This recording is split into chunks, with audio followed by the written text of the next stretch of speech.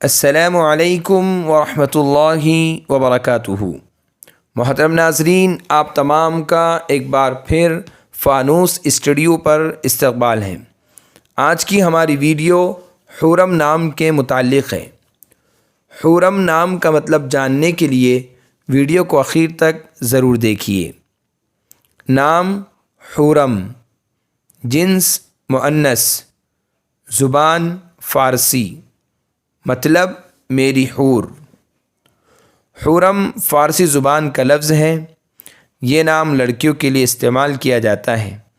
اس کے معنی ہے میری حور۔ یہ نام رکھ سکتے ہیں، مگر بہتر یہ ہے کہ بچوں اور بچیوں کے نام صحابہ، صحابیات اور اچھے معنی والے نام رکھیں۔